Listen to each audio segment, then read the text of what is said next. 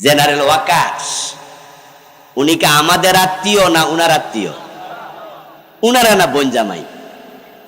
জানেন তো আপনারা, জেনারেল মোস্তাফিজের মাইয়ার জামাই, উনার বোন জামাই। অনেক সিনিয়র অফিসারকে টপকাইয়া তাকে জুনিয়র থেকে প্রধান সেনাপতি বানিয়েছে, সেনাবাহিনীর প্রধান বানিয়েছে। উনার আত্মীয়, উনার নিজের দলের লোক। বিগত 15 বছরে এই লোকগুলো যারা বাংলাদেশ শাসন করেছে বিনা ভোটে, জুলুম করে, পায়তারা করে, তারা এই দেশকে হিন্দুত্ববাদীতেও তুলে দেওয়ার ষড়যন্ত্র করেছে। যেই সংবিধান কোরআন বিরোধী, যেই সংবিধানে আছে কুফর এবং শিরিক, আমার নেতা, আপনার নেতা সংসদে দাঁড়িয়ে বলে পবিত্র সংবিধান। আজীব তো, ডক্টর কামাল মিয়া লেখছে এটা পবিত্র, শিরক আর কুফরে ভরা। তারপরে আমার প্রশ্ন আপনাদের বিবেকের কাছে, এই সংবিধানে পর্যন্ত পরিবর্তন হয়েছে 18 বার। পবিত্র হলে কাটলা কেমনে, বাদ দিলা কেমনে? আসলে পবিত্র না, এটা সুবিধা মতো, সুবিধা হলে কাটে, সুবিধা থাকলে আবার দোহাই দেয়। আমি তো বলতে চাই, যেই সংবিধানে কুফর শিরক থাকে, ওই সংবিধান মুসলমানের সংবিধান হতে পারে না। এখন আপনাদের কাছে আমার প্রশ্ন, বাংলাদেশে আমরা আল্লাহর আইন কয়টা মানি না? একটু হিসাব করুন। চোর ধরে হাত কাটো, এমন আইন কোরআনে আছে কিনা? 54 বছরে কয়দিন মানছেন? জেনা করলে 100 বেত লাগাতে হবে, সূরা নূরে আছে না নাই? কোন আদালতে আইন মেনেছে? মদ পান করলে 80 বেত লাগাও, এমন আইন হাদিসে আছে না নাই? হযরত ওমর তো নিজের ছেলে মদ পান করেছে, তাকে রেহাই দেন নাই। মদ্যপানের অপরাধে প্রিয় পুত্রকে নিজ করে মেরেছ দুররা, মরেছে পুত্র তোমারই চোখের পরে। আমার রাসূল সাল্লাল্লাহু আলাইহি ওয়াসাল্লাম তো বলেছিলেন, আমার মেয়ে ফাতেমা যদি চুরি করে, আমি ফাতেমার হাতটাও কাটবই। চোর ধরে হাত কাটা নফল না ফরজ? জোরে বলেন, নফল না ফরজ? জেনা করলে 100 বেত লাগানো, বিবাহিত হলে পাথর মারা, নফল না ফরজ? এই রাষ্ট্রীয় আইনগুলো আমরা কয়দিন মেনেছি? শয়তান মানে নাই কয়টা? জোরে বলেন কয়টা? আমরা মানি নাই কয়টা? তো শয়তানরে ফতুয়া দিলেন, সে মুমিন না কাফের? একটা না মাইনা সে কাফের, আপনারা ডজন ডজন বাদ দিয়া খবর কি? কি খবর? قال رسول الله صلى الله عليه وسلم الكيس من دان نفسه وعمل لما بعد الموت। নবীজি সাল্লাল্লাহু আলাইহি ওয়াসাল্লাম বলেন, দুনিয়া সবচেয়ে সচেতন চালাক মানুষ হলো ওই লোকটা যে নিজেকে নিয়ন্ত্রণ করে, আত্মসমালোচনা করে, নিজের দোষ নিজে খুঁজে সংশোধন করে, সে হলো চালাক মানুষ। এখন আমাদের যে ভুলগুলো আছে সেগুলো সংশোধন দরকার আছে না নাই?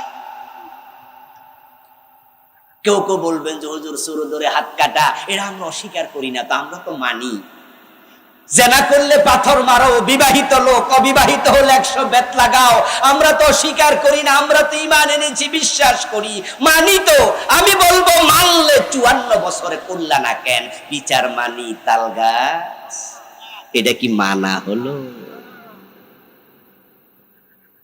এই দেশ যদি হিন্দুরা চালাতো, এই দেশ যদি খ্রিস্টানরা চালাতো, প্রধানমন্ত্রী হিন্দু, প্রেসিডেন্ট খ্রিস্টান, আইনমন্ত্রী ইহুদি, তাহলে আমরা বলতাম যে আল্লাহর আইন মানার পরিবেশ নাই, শুধু বিশ্বাস পর্যন্ত ঠিক আছে।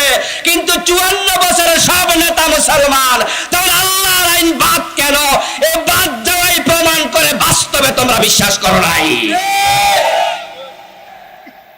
তারা মাদ্রাসার বইতে পর্যন্ত মন্দির ঢুকাইছে।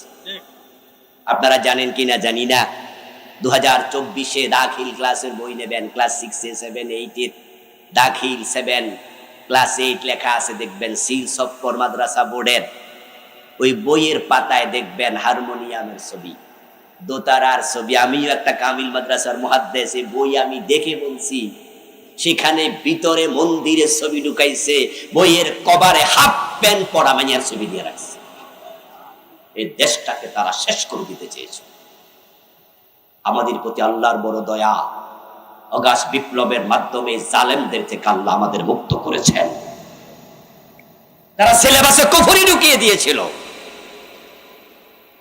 2023 সনের জানুয়ারির 1 তারিখে যখন বই উৎসব হলো, বই হাতে আসার পরপরই পত্র পত্রিকায় এবং ফেসবুকে লেখালেখি শুরু হয়ে গেল যে সিলেবাসের মাঝে বিবর্তনবাদ ঢুকাইছে। 2023 জানুয়ারির 1 তারিখে ক্লাসের বইতে ঢুকাইছে, সম্ভবত ক্লাস 7 এর বই, 6 এর বইতে ঢুকিয়েছে মানুষ নাকি বানর ছিল। আপনারা কি শুনেছিলেন? আমরা প্রতিবাদ করেছি। যখন আলেম ওলামারা চারদিক থেকে প্রতিবাদ শুরু করেছে, তৎকালীন সরকারের শিক্ষামন্ত্রী যিনি ছিলেন দিফু মনি, তিনি কমিটি করেছেন, কমিটিকে বলেছেন এটা আসলে ঢুকাইছে কিনা দেখো। তারা রিপোর্ট করেছে, পরে ওটুকু পড়ানো বাদ দিয়েছে। যদি মানুষ বিশ্বাস করে মানুষের আদি ব্যক্তি বানর ছিল, তাহলে আদমের ব্যাপারে কোরআনের আয়াতগুলো স্বীকার করা হবে, ঈমান শেষ। এটা ছিল ডারউইনের থিওরি। ডারউইন সে গবেষণা করে দেখছে মানুষের সাথে বান্দরের মিল আছে। এই জন্য সে বলছে যে আসলে মানুষ তো মানুষ ছিল না, বান্দর ছিল। তারপরে গাছে গাছে লাফালাফি করতে করতে ধাক্কা খাইয়া লেস পড়ে গেছে। তারপরে কোনো একদিন হেসকা টান দিয়া খারাইছে আর মানুষ হয়ে গেছে। আল্লামা সাইদি রহমতুল্লাহ আলাই এক মাহফিলে বলেছিলেন যে ডারউইন এই থিওরি লেখার আগে কি পরিমাণ যে গাঁজা খাইছে আল্লাহ জানে, আর যা খাইছিল হয়তো সেটার মেয়াদ ছিল। আচ্ছা, মানুষের চেহারার সাথে বানরের চেহারার মিল আছে কিছুটা, তাই বলে মানুষের পূর্বপুরুষ বানর, তাহলে তো বোয়াল মাছের সাথে পাবদা মাছেরও মিল আছে। তো কেউ যদি বলে যে পাবদা মাছ বোয়াল মাছের পূর্বপুরুষ হইল, যদি মানুষ বানর থাকতো আর সেখান থেকে লেস পরে দুই একটা মানুষ হঠাৎ করে বান্দর মানুষ হয়ে গেছে, তাহলে বাংলাদেশে এখন বানর নাই? আমাদের ঢাকা চিড়িয়াখানার ভিতরে বান্দর আসেনি, মানুষ হচ্ছে কয়টা? আশ্চর্য থিওরি। এই থিওরি নতুন না, ডারউইন দিয়েছে আরো কয়েকশো বছর আগে। ওই পাগলা ডারউইনের থিওরি আমরা শুনেছি, আমরা মানি না। ইউনিভার্সিটি লেভেলে বিবর্তনবাদ পড়ানো হয়, এগুলো নিয়ে আমরা মাথা ঘামাইনি, মাহফিলগুলোতে আমরা বলিওনি, প্রয়োজনও নাই। সামান্য সামান্য আলোচনা আসছে প্রসঙ্গক্রমে, আল্লামা সাইদিও বলেছেন। কিন্তু যখন আমরা দেখলাম এটা প্রাইমারির সিলেবাসে, হাই স্কুলের সিলেবাসে ঢুকিয়ে দেয়া হয়েছে, তখন আমরা আর চুপ থাকতে পারিনি। কারণ তারা বাংলাদেশের বাচ্চাগুলোকে কাফের বানানোর ষড়যন্ত্র শুরু করেছে। সিলেবাসে কুফর গ্রহণযোগ্য নয়। হিন্দুরা দুর্গাকে মা বলে, এটা তাদের ব্যাপার, বলুক। ঈসা আলাইহিস সালামকে খ্রিস্টানরা আল্লাহর ছেলে বলে, এটা তাদের ব্যাপার, বলুক। ডারউইন বলে মানুষ বানর ছিল, এটা তার পূর্বপুরুষ, থাকলে সে বলুক। কিন্তু যখন সিলেবাসে এসেছে আমার বাচ্চা আপনার বাচ্চা ধ্যান ধারণা লালন করে কাফের হোক, এটা সহ্য করা যায় না। সরকার এটাই চেয়েছিল, কুফরি ঢুকিয়ে দিয়েছে। 2023 থেমে গেল। 2024 জানুয়ারির 1 তারিখ নতুন করে পাঠ্যপুস্তক হাতে আসলো, ক্লাস 7 এর বইতে ঢুকাইছে শরীফ শরীফ আর গল্পের নামে LGBTQ। কোন পুরুষ যদি নিজের মহিলা মনে করে সে নাকি মহিলা, কোন মহিলা যদি নিজেকে পুরুষ মনে করে সে নাকি পুরুষ, তার দেহ মহিলার মতো, তার মনটা নাকি পুরুষের মতো, এটা নাকি সাপোর্ট করিতে হইবে, এটাই নাকি আইন হবে। তাহলে আল্লাহ যে পুরুষ মহিলা বাড়াইছে, আল্লাহর সিস্টেমের সাথে যুদ্ধ ঘোষণা। পুরুষ বানিয়েছে কে? জোরে বলেন কে? মহিলা বানিয়েছে কে? ওয়া বাসসা মিনহুমা রিজালান কাসীরান ওয়া নিসা। ইসলামে যেখানে পুরুষ নারীর পোশাক পরা নিষিদ্ধ, রাসূল লানত করেছেন সে পুরুষকে যে নারীর বেশ ধরে, লানত করেছেন সেই নারীকে যে পুরুষের বেশ ধারণ করে। যেখানে পুরুষ নারীর বেশ ধারণ করা হারাম, সেখানে কোনো পুরুষ নিজেকে নারী মনে করা আরো জঘন্য হারাম। এটা 24 সিলেবাসে তারা ঢুকাইছে। তারা ঢুকিয়েছে মন্দির মাদ্রাসার বইতে, হাফ প্যান্ট পরা মেয়ে ঢুকিয়েছে। তারা যদি আরো ক্ষমতা থাকতো বাংলাদেশটাকে হিন্দু রাষ্ট্র বানানোর ষড়যন্ত্র করত। সেদিকে তারা যাচ্ছে। এজন্য আপনারা দেখবেন যে আমাদের দেশে যত শিক্ষা বড় বড় অফিসার আছে প্রায়গুলো হিন্দু ছিল। ইভেন মাদ্রাসা বোর্ডে বড় বড় অফিসারকে হিন্দু বানিয়েছে তারা। মাদ্রাসা বোর্ডে কুফর কি? কুফর হচ্ছে আল্লাহর কোরআনের সাথে দ্বিমত করা। যে কোনো এক জায়গায় পড়বেন ঈমান, আল্লাহর সামনে হাজির হওয়ার পরে হয়তো আপনি জানবেন না আপনি কুফর করেছেন। ওই যে নেতা বলে ধর্ম যার যার উৎসব সবার, হিন্দুরা খুশি হয়, তারা কিছু ভোট দেয়। নেতা বলে মাইক হাতে নিয়ে জনগণ সকল ক্ষমতার উৎস, জনগণ খুশি হইয়া ভোট দেয়। কিন্তু এই কথা যে ইমান যায় তিনি এটা জানে না। আপনারা আছেন আমার সামনে যারা বসা, রাস্তা দিয়ে হেঁটে যাচ্ছেন, দেখলেন যে বান্দরওয়ালা বসে আছে, কবুতরওয়ালা বসে আছে, টিয়া ফাঁকি নিয়ে কিছু খাম নিয়ে বসে আছে। একটা পইতা পড়া ভদ্রলোক যাচ্ছে আর ওর কাছে হাত বাড়িয়ে দিয়ে আপনি বলছেন চাচা দেখেন তো আমার খবর কি। পত্রিকা অর্ধেক 5 পৃষ্ঠা জুড়ে মেসেজ আসছে, নিউজ আসছে, ইত্তেফাক পত্রিকা সহ বিভিন্ন পত্রিকায় রাশি ফল সেখানে লেখা আছে যারা তুলা রাশি আগামী সপ্তাহ ভালো যাবে। আপনি বিশ্বাস করলেন, ওই বেটা হাত দেখে বলল সামনের সপ্তাহ ভালো যাবে। পত্রিকায় আসলো তুলা রাশিওয়ালার সামনের সপ্তাহ ভালো যাবে। ওই যে টিয়া ফাঁকিওয়ালা তার কাছে খাম আছে, খামের ভিতরে লেখা আছে আপনার তাকদীর। আপনি বিশ্বাস করছেন সামনে কি হবে। আল্লাহর কসম 1 সেকেন্ড পরে কি হবে যদি মানুষ বলে বিশ্বাস করে ঈমান শেষ। কারণ গায়েবের মালিক কে? আমার বন্ধু আপনি ভাবছেন সামনে কি হবে, সে যা বলে তাই ঠিক। বসুন্ধরা শপিং মলে বাবা লিটন দেয়ান বসে আছে, অতীত ভবিষ্যৎ ভূতপূর্ব তিনি সব জানেন। নাউজুবিল্লাহ। আমার প্রিয় ভাইরা, মা তার সন্তানকে পরামর্শ যে বাবা মালয়েশিয়া যাবি, পাসপোর্ট জমা দিবি ভিসাওয়ালার কাছে ভিসা দেওয়ার জন্য। ভিসা যদি না লাগে টাকাও পাবি না, পাসপোর্টও ফিরে দেয় কিনা সন্দেহ। এর সে ভালো যায় একটু টাকা, ভিসা লাগবে কিনা জেনে আয়। সন্তান ভিসা লাগবে কিনা জানার জন্য চলে যায় ঢাকা। বসুন্ধরা শপিং মলে বাবা লিটন দেওয়ান, কত দেওয়ান বসে আছে, বলে দে তোমার ভিসা লাগবে। অথচ গত 10-12 বছরের ভিতরে বসুন্ধরাতে আগুন লাগছে 3 বার, বেটার দোকানের খবরই। নিজের মার্কেট পুড়ে গেল সে জানে না, আর আপনার ভিসার খবর নাকি সেটা। আশ্চর্য। আল্লামা সাইদি রাহিমাহুল্লাহ মাহফিলে কুমিল্লায় বলেছিলেন, ছাত্র জীবনে শুনেছি, উনি বলছে কোন গণক ঠাকুর যদি আপনার বাড়িতে এসে আপনার হাতের রেখা দেখে বলে আগামী মাসে ফাড়া আছে, 1313 টাকা দিলে ফাড়া কেটে দেব, টাকা না দিয়া গালের মাঝে কষাইয়া একটা থাপ্পড় মেরে দেবেন। রেগে গেলে বলবেন ভাইজান রাগেন কেন, আমার 1 মাস পরে বিপদ আছে টের পাইলেন, সকালবেলায় বাড়িতে থাপ্পড় খাবেন, নিজেরটা টের পান নাই।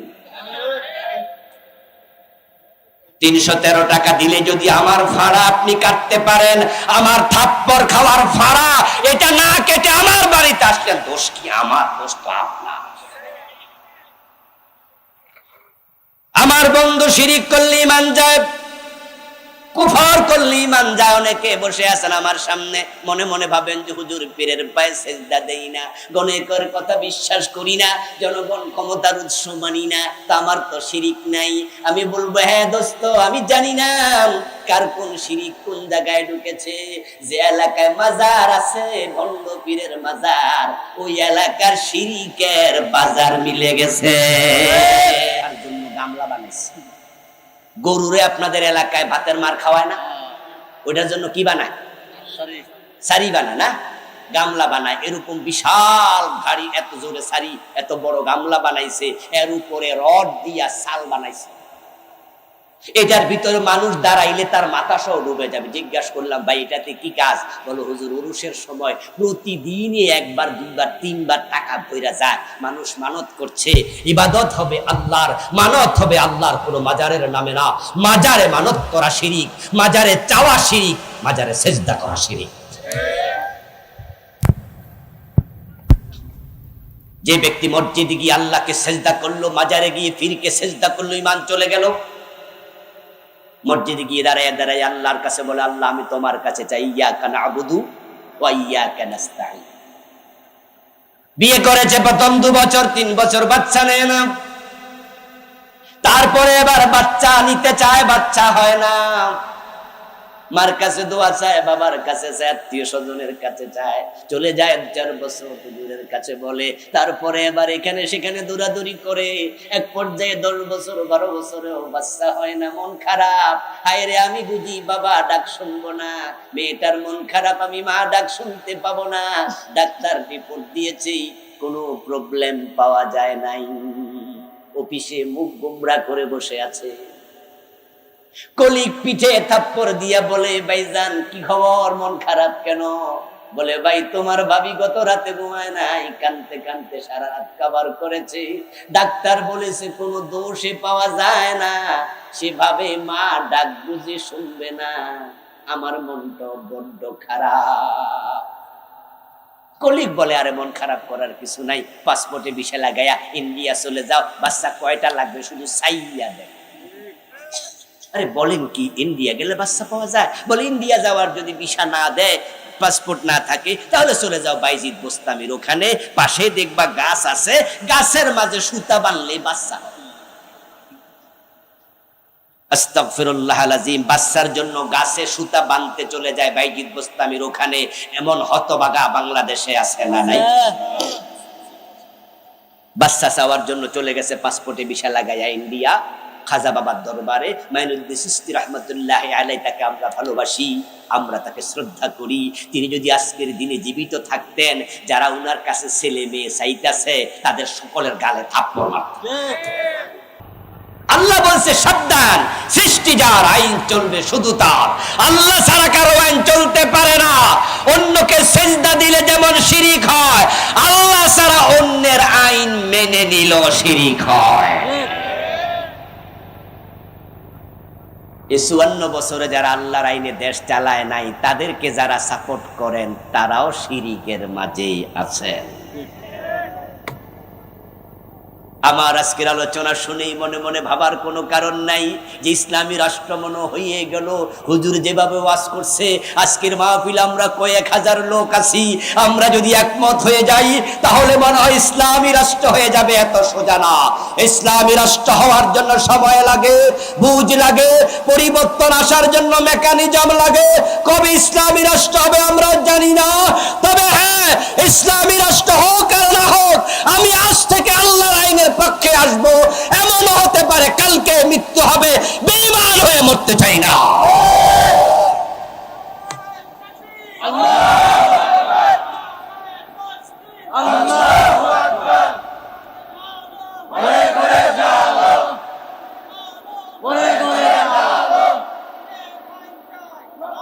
আমার প্রিয় ভাইয়েরা, তাহলে কুফর আর শিরিক করা যাবে না, এটা তো বুঝলেন।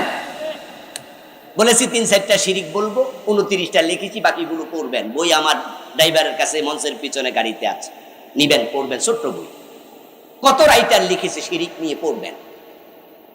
হাসরের ময়দানে আল্লাহর সামনে হাজির হয়ে দেখবেন যে আমল নামায় শিরিক আছে, আর সেদিন বলবেন, আল্লাহ আমি জানতাম না এটা যে শিরিক। অনেকে কিন্তু মনে করতেছে আল্লাহরে বলে দেবো, আল্লাহ আমি জানি না, আর আল্লাহ বলবো, ও আচ্ছা, জানার সময় পাও নাই তো, ব্যস্ত ছিলা, ভেস্তে চলে যাও, ঠিক না?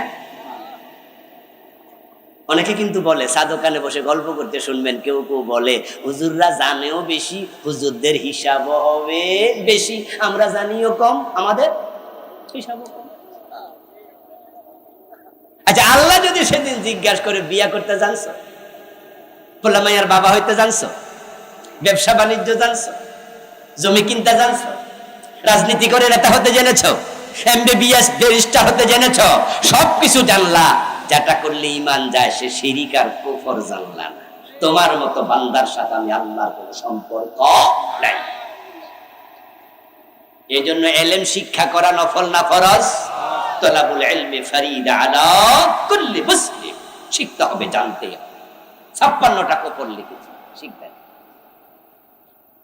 আমার বন্ধু নেফাকে ইতিকাদি, যার অন্তরে মুনাফিকি থাকে, ওই ব্যক্তির অবস্থান হবে জাহান্নামে, কাফেরেরও নিচে। ইন্নাল মুনাফিকিনা ফিদ দারকিল আসফালি মিনান নার।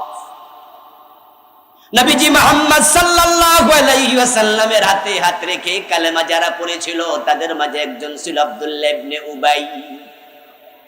ওই আব্দুল্লাহ ইবনে উবাই হলো মুনাফিকদের নেতা। সে আব্দুল্লাহ ইবনে উবাই যখন মারা যায়, আমার রাসূল নিজে তার জানাজার নামাজের ইমামতি করেছেন এবং তার জানাজার নামাজের পরে তার ছেলে বলল, ইয়া রাসূলুল্লাহ, আমার বাবা তো ভালো মানুষ না, কবরে রাখার সাথে সাথে আযাব শুরু হয়ে যেতে পারে, যদি আপনার গায়ের জামাটা দিতেন, আপনার জামাটা পেঁচায়া কবরে রাখতাম, আপনার জামার ওসিলায় যদি আল্লাহ কবরের আযাব মাফ করে। মদিনার প্রেসিডেন্ট রাহমাতুল্লিল আলামিন গায়ের জামাটা দিয়ে দিলেন, উনার জামাটা পেঁচায়া কবরে রাখা হলো। কবরে রাখার আগে রাসূলুল্লাহ সাল্লাল্লাহু আলাইহি ওয়াসাল্লাম আব্দুল্লাহ ইবনে উবাইর মাথাটা নিজের রানের উপর রাখলেন। মুখ থেকে পবিত্র থুতু বের করে আব্দুল্লাহ ইবনে উবাইর কপালের মাঝে, গালের মাঝে রাসূলুল্লাহ লেপটে দিলেন। মনে মনে ভাবলেন, যদি মুখের থুতুর উসিলায় আল্লাহরে মাফ করে। রাসূল বলে, আমি মাফ চাই তার জন্য 70 বারের বেশি। হাদিসে পাওয়া যায়, রাসূল যখন জানাজার নামাজ পড়তে রওনা দিলেন, আব্দুল্লাহ ইবনে উবাইর হযরত ওমর রাসূলকে টেনে ধরেছে পিছন দিয়া জামা। ও রাসূল, তার মতো জালেমের জানাজার নামাজের ইমামতি আপনি করবেন না। রাসূলুল্লাহ বলে, ওমর ছেড়ে দাও, আমি তার ছেলের সাথে ওয়াদা দিছি। তার ছেলে আইছিল, তার ছেলে আইসা আমার বলছে, হুজুর আমার বাবা তো মারা গেছে, জানাজার নামাজটা আপনি পড়ান। ও খুব বুদ্ধিমান, তার ছেলে ছিল ভালো মুমিন, তার নামও ছিল আব্দুল্লাহ। সে বুঝে আমার রাসূল যদি নামাজে দাঁড়ায়া আল্লাহর কাছে বলে, আল্লাহুম্মা গফিরলি হাইয়িনা ওয়া মাইয়িতিনা, রাসূলের দোয়া কবুল হয়েও যেতে পারে। আরে আমরা তো কেউ মারা গেলে আমরা মনে মনে বলি যে আমার বাবার জানাজার নামাজটা যদি এলাকার সবচেয়ে বড় হুজুরে পড়াইতো, ঠিক না? আব্দুল্লাহ ইবনে উবাইর ছেলের সাথে আমি ওয়াদা দিছি, ওমর আমার জামা ছাড়ো, আমি তার জানাজার নামাজ পড়াবো, ওয়াদা দিছি, আমি তার মাফ করে দিছি। হযরত ওমর বলেন, সহিহ বুখারীর হাদিস, সূরাতুত তাওবার ব্যাখ্যায় কিতাবুত তাফসিরে সহিহ বুখারীতে এসেছে, হযরত ওমর বলেন, আমি রাসূলের জামা কেন টেনে ধরেছি সেদিন মনে হলো আমার এখনো বুক কাঁপে। আমার রাসূল বলে, ওমর জামা ছাড়ো, আমি জামা ছেড়ে দিলাম। রাসূল রওনা দিলেন, আমি আবার বললাম, ইয়া রাসূলুল্লাহ, আজকে আপনি আব্দুল্লাহ ইবনে উবাইর জানাজার ইমামতি করবেন, করেন গা, আমি তো আর আপনাকে থামাতে পারবো না, সেই ক্ষমতা আমার নাই। তবে রাসূল শুনেন, আজকে আপনার দোয়া কবুল হবে না। ওমর যখন বললেন, ইয়া রাসূলুল্লাহ, আজকে আপনার দোয়া কবুল হবে না, রাসূলুল্লাহ বলে, ওমর ওহী নাজিল হয় আমার কাছে আর ফতুয়া তুমি দেও, ঘটনা কি? তুমি কেমনে জানো দোয়া কবুল হবে না?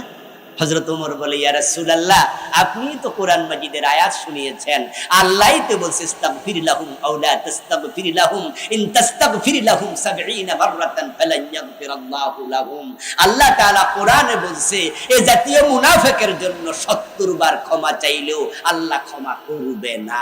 রাসূল বলে, ওমর তুমি বুঝো নাই, আল্লাহ আমারে মানা তো করে নাই, সাজিদুহু, আমি 70 বারের বেশি ক্ষমা চাইবো।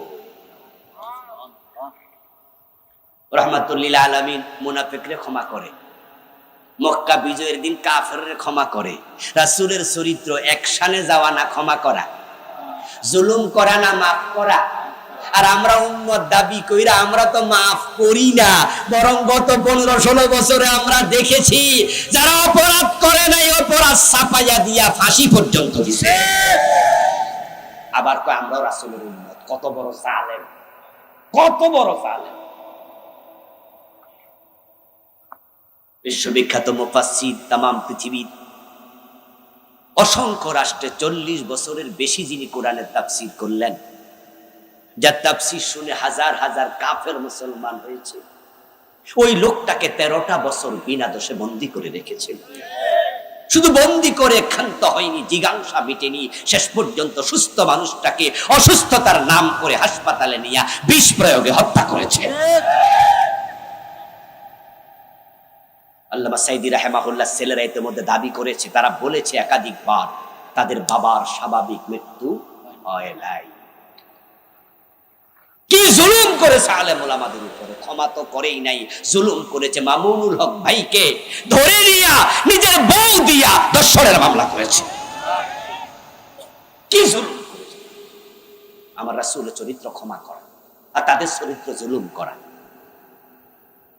তবে চূড়ান্ত কথা হচ্ছে ইন্নাহু লা ইউহিব্বুজ জালিমিন, আল্লাহ জালেমদেরকে পছন্দ করে না। ইন্নাহু লা ইউফলিহুজ জালিমুন, কোরআনে আল্লাহ বলেছে নিশ্চয়ই জালেমরা কখনো সফল হয় না। আলহামদুলিল্লাহ, আগে তো কোরআন পড়েছি, আগে কোরআন বুঝেছি, আগে কোরআন থেকে শুনেছি, 5 তারিখে কোরআনের আয়াত নিজের চোখে বাস্তবায়ন দেখেছি। আল্লাহ জালেমদেরকে বেজ্জতি করে। আল্লাহর নবী চলে গেলেন, জানাজার নামাজ পড়ালেন, রানের উপরে মাথা রেখে থুতু মেখে তার উপরে কবরে রাখলেন। আব্দুল্লাহ ইবনে উবার কবর সমান করে দেয়া হলো। জিবরিল আমিন হাজির হয়ে গেলেন। আল্লাহ তাআলা সূরাতুত তাওবার একটি আয়াত নাযিল করে দিলেন, যেখানে আল্লাহ তাআলা বলেন ওয়ালা তুসাল্লি আলা আহাদিম মিনহুম মাতা আবাদা ওয়ালা তাকুম আলা কবরিহি ইন্নাহুম কাফারু বিল্লাহ। নাউযুবিল্লাহ পড়েন। ও নবী, এই মুনাফিকের কবরের পাশে আর আসবেন না, জানাজার নামাজ আর পড়াবেন না, দোয়া কইরা লাভ নাই, কোন দোয়া কবুল হবে না, কারণ তাদের ঈমান নাই। এই নেফাকে ইতিকাদি। আমি আমার ঈমান কুফর বই নামে একটি বই লিখেছি, আমি মোট 7টা বই লিখেছি আলহামদুলিল্লাহ, এই বইটাও এখানে আছে। আমি কোরআন হাদিস থেকে মুনাফিকের আলামত লিখেছি 28টা। বাংলাদেশে শুনে 3টা। কথা কইলে মিথ্যা বলবে, আমানত দিলে খেয়ানত করবে, ওয়াদা করলে খেলাপ করবে, আর একটা হাদিস আছে ঝগড়া করলে গালি দেবে। এই 4টা হাদিস পর্যন্ত 4টা আলামত খুব প্রচার হয়, অথচ 4টা নেফাকে আমলি। এগুলোতে ঈমান যায় না, এগুলো কবিরা গুনাহ হয়, এগুলো অপরাধ। কিন্তু এমন কিছু নেফাক আছে যেটাতে ঈমানই থাকে না। তার মাঝে একটা হচ্ছে জিহাদ অপছন্দ করা, চরম মুনাফিকি। গত 15 বছরে জিহাদের ওয়াজ করার কোন পরিবেশ ছিল না, বরং জিহাদের কথা যে আলোচক আলোচনা করেছে, যে খতিব মসজিদে বলেছে, যে বক্তা মাহফিলে বলেছে, তাকে জঙ্গিবাদের মামলা দেয়া হয়েছে। ওয়াইদা উনজিলাত সূরাতুম মুহকামা ওয়া যুকিরা ফিহাল কিতাল رأيت الذين في قلوبهم مرض ينظرون إليك نظر المغشي عليه من الموت। আল্লাহ কোরআন মাজিদে বলেন, ও নবী, যখনই জিহাদের আয়াত নাজিল হয়, লড়াই করো, কিতাল করো, আয়াত যখন আসে, যাদের অন্তরে মুনাফিকি আছে, রোগ আছে, দেখবেন জিহাদের কথা শুনলে চেহারা কালো হয়ে গেছে। জিহাদের কথা শুনলে চেহারা কালো হয়ে যায়, এমন 2-4 জন আলেম ওলামা পীর বুজুর্গ আছে না নাই? যে হুজুর জিহাদের ওয়াজ করে ইঙ্গিত দিয়া কয় এই হুজুর মনে হয় কোন দল করে। আরে ভাই, রাস্তার পাশ দিয়ে যাচ্ছে, গাড়িতে করে, পাশে মাহফিল, 3-4 জন যাত্রী প্রাইভেট কারে বসে আছে। একজন বলতেছে, রে ভাই, গাড়ির গ্লাসটা একটু নামাই দিয়েছে, হুজুর কি ওয়াজ করে একটু দেখি, শুনি না, একটু গাড়ি যাইতে যাইতে শুনি। ওই ড্রাইভার সাহেব, গতিটা একটু কমাও তো, হুজুরের ওয়াজ 2-1 মিনিট জাফারি শুননালই গাড়ির বইয়া বইয়া। এর মাঝেই হুজুরের জিহাদ সংক্রান্ত আলোচনা কানে আসছে। লগের জন কয়, আরে মিয়া গ্লাস তুইলা বুঝা লাইছি, হুজুর কোন দল। নামাজের ওয়াজ শুনলে দল খোঁজে না, রোজার ওয়াজ শুনলে দল খোঁজে না, কিন্তু জিহাদের ওয়াজ শুনলে দল মনে আসে। অথচ নামাজের কথা কোরআনে আছে 80 বারের কম বেশি, রোজার কথা আছে মাত্র 3-4 বার, হজের কথা আছে মাত্র 4-5 বার, কিন্তু জিহাদের কথা আছে ডিরেক্ট ইনডিরেক্ট 500 বার। আমার রাসূল জীবনে হজ করেছেন একটা, আর জিহাদ করেছেন 27 যুদ্ধে সেনাপতি হয়ে 27টা। রাসূল সাল্লাল্লাহু আলাইহি সাল্লামের একজন সাহাবী খুঁজে পাওয়া যাবে না যিনি সামর্থ্যবান অথচ যুদ্ধের মাঠে যায় নাই, এমন একজন সাহাবীও নাই। বরং রাসূলের মেয়ে ফাতেমাতুজ জাহরা রাদিয়াল্লাহু তাআলা আনহা মহিলা মানুষ, উনিও যুদ্ধের মাঠে গেছে। রাসূলের ফুফি সাফিয়া বিনতে আব্দুল মুত্তালিব রাদিয়াল্লাহু তাআলা আনহা খায়বারের যুদ্ধে গিয়েছে এবং যুদ্ধে তিনি এক ইহুদিকে নিজ হাতে হত্যা করেছেন।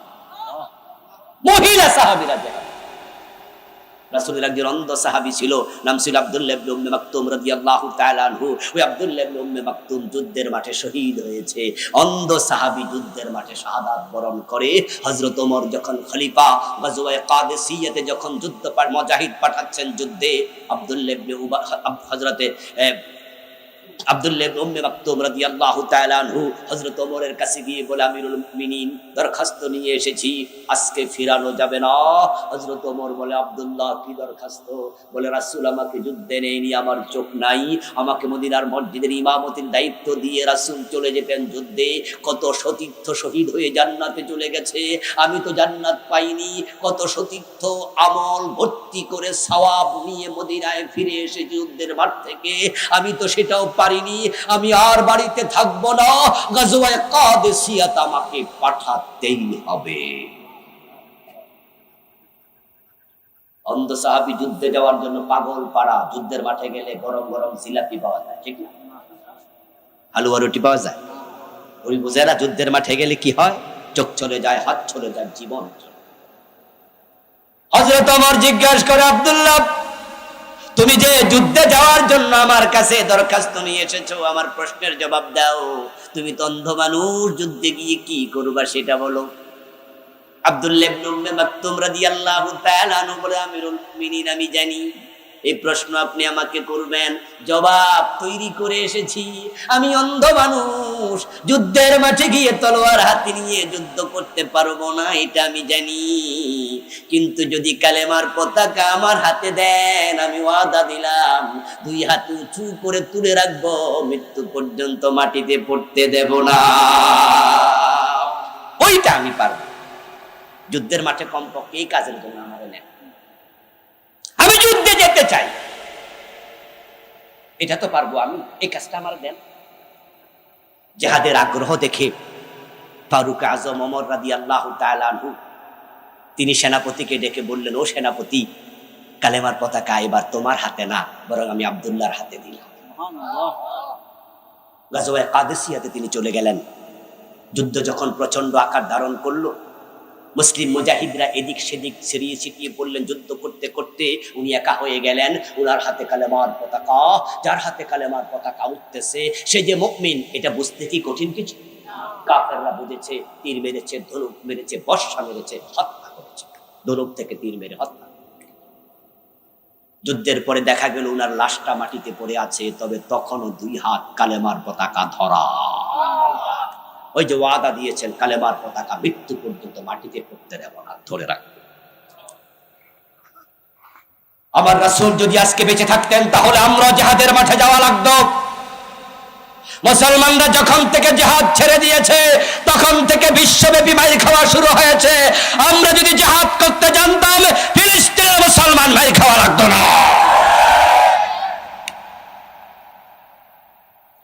একটি সময় ছিল যখন মুসলমানের এক হাতে ছিল কোরআন, আর এক হাতে ছিল তলোয়ার। সেই স্পেনে মুসলমান লাঞ্ছিত হয়েছে। তারিক বিন জিয়াদ রাহিমাহুল্লাহ 4000 সৈন্য নিয়ে আরব থেকে স্পেন চলে গিয়েছে। আল্লাহ পুরো স্পেনকে মুসলমান হাতে তুলে দিয়েছে। প্রায় অর্ধ সহস্র বছর ইসলামের পতাকা স্পেনে উড়েছে। তাম পৃথিবীর সব জায়গা মুসলিম যেখানে, ইজ্জত সেখানে, মুসলিম ছিল যেখানে, বিজয় পদ চুম্বন করেছে সেখানে। অর্ধ পৃথিবী আল্লাহ মুসলমানের হাতে তুলে দিয়েছিল, কারণ মুসলমান জিহাদ করতে জানতো, অন্যায় করেনি, অন্যায় সহ্য করেনি। শেখ আব্দুর রহমানের মতো বোমাবাজি করাকে আমরা জিহাদ বলি না। নিরীহ মানুষ হত্যা করার নামও জিহাদ না। জিহাদ মানে হলো অন্যায় যেখানে, প্রতিরোধ সেখানে।